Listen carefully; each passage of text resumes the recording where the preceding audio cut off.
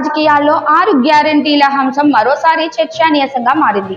Governor తొలి ప్రసంగంలో 6 గ్యారెంటీలకు చట్టబద్ధత కల్పించామని పేర్కొన్నారు. దీనిపై BRS working president KT Rama Rao తీవ్ర ప్రశ్నలు లేవనెత్తారు. ముఖ్యమంత్రి రేవంత్ రెడ్డి తొలి సంతకం చేసిన 6 గ్యారెంటీల ఫైలు ఎక్కడో స్పష్టత ఇవ్వాలని ఆయన డిమాండ్ చేశారు. సౌందరరాజన్ గారు చేసిన ప్రసంగంలో ఒక మాట మీకు కోట్ చేసి వినిపిస్తాను అధ్యక్ష. ఆ రోజు గవర్నర్ గారు తొలి ప్రసంగంలో వారు చెప్పింది ఏమంటే, ప్రజా సంక్షేమం కోసం, ఇది గవర్నర్ గారు నేను కోట్ చేస్తున్నాను అధ్యక్ష, 6 గ్యారెంటీలు ప్రకటించాము. బాధ్యతలు స్వీకరించిన వెంటనే ఇచ్చిన హామీలు, చెప్పిన మాటకు కట్టుబడి హామీలకు చట్టబద్ధత కల్పించే ఫైలుపై ముఖ్యమంత్రి రేవంత్ రెడ్డి గారు తొలి సంతకం చేయడం ఈ ప్రభుత్వం సంకల్పానికి, చిత్తశుద్ధికి నిదర్శనం. ఇది గవర్నర్ గారు ఆ రోజు 15 డిసెంబర్ 2023 నాడు చెప్పిన మాట అధ్యక్ష. ఇవాళ నేను ప్రభుత్వాన్ని సూటిగా అడుగుతా ఉన్నా అధ్యక్ష, మరి ఏమైంది ఆ సంకల్పం? ఏమైంది ఆ సంతకం? ఎక్కడ పోయింది ఆ చిత్తశుద్ధి? మరి సంతకం పెట్టినని మీరే చెప్తారు ముఖ్యమంత్రి గారు, గవర్నర్ గారు చెప్పారు, ఏదో ఆషామాషి వ్యక్తి కూడా చెప్పలేదు అధ్యక్ష. ఆ తర్వాత అధ్యక్ష 2024 గవర్నర్ ప్రసంగం అయిపోయింది, 25 అయిపోయింది, ఇప్పుడు 26 కూడా నిన్న అయిపోయింది అధ్యక్ష. మరి ఇన్నేళ్ళైనా కూడా సీఎం గారు సంతకం చేసిన ఫైల్ ఎక్కడ పోయింది అధ్యక్ష?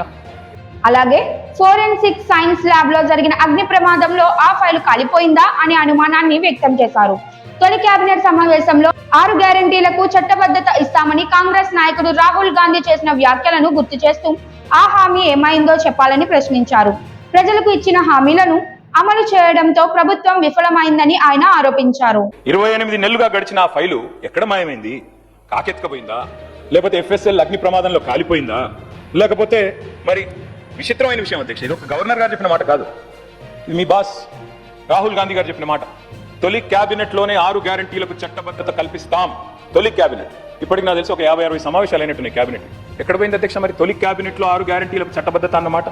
ఇది కాదు అధ్యక్ష క్యాబినెట్ సమావేశాలు ఇన్ని జరిగినాయి, మరి ఫైలు మాయమైంది అధ్యక్ష. ముఖ్యమంత్రి గారు సంతకం చేసిన ఫైలు తొలి సంతకం, అది కూడా ఎక్కడో చాటుకు చేయలేదు అధ్యక్ష, బహిరంగంగా చేశారు, బహిరంగ వేదిక మీద చేశారు. ఎక్కడ పోయింది ఆ ఫైలు?